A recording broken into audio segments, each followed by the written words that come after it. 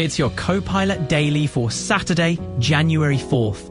Here's an interesting fact. Did you know that the fastest circumnavigation of the Earth by bicycle was completed in 78 days, 14 hours and 40 minutes? Now, let's get into today's stories.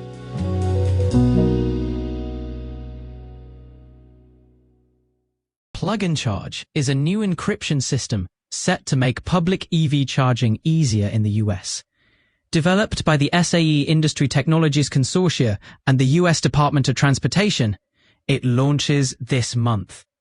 Plug and Charge allows for faster, automated charging by ensuring secure authentication before plugging in. This tech meets certificate trust list requirements, making it easier to use any certified public station. Tim Weisenberger from SAE ITC says it addresses key pain points by providing a common, secure system. This could help increase electric vehicle adoption across the country.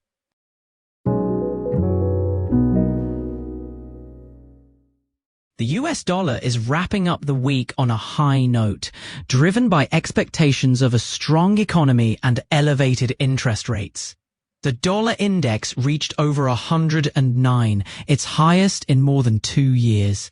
A hawkish Federal Reserve, meaning they are likely to raise interest rates, and positive jobless claims data have fueled this surge. Analysts also point to incoming policies from President-elect Donald Trump as a factor. Charu Chanana from Saxo says dollar strength is here to stay. Meanwhile, the euro and other currencies are struggling, with the euro hitting its lowest in over 2 years.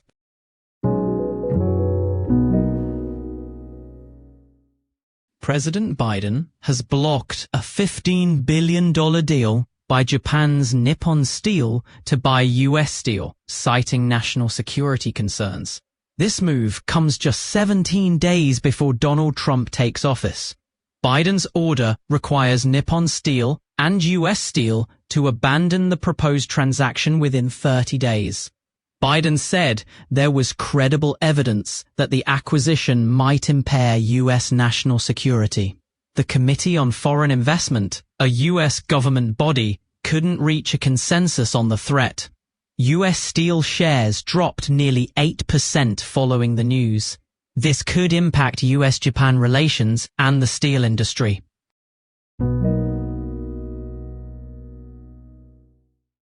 SpaceX's next big test for its Starship rocket is just around the corner. The flight will try to deploy 10 model Starlink satellites in space, a big step for the satellite launch market. This will be the 7th demonstration flight, with each test pushing new upgrades. Last month, the Super Heavy booster, which is part of the rocket, returned to its launch pad, showing its reusable design. SpaceX plans to use Starship for sending huge batches of satellites into orbit and landing astronauts on the moon. Elon Musk's vision of reaching Mars is also tied to this powerful rocket.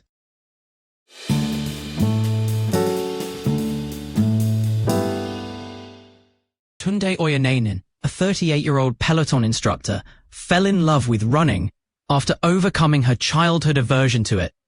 She started running seriously in 2023, participating in races like City to Surf in Sydney and the New York City Marathon.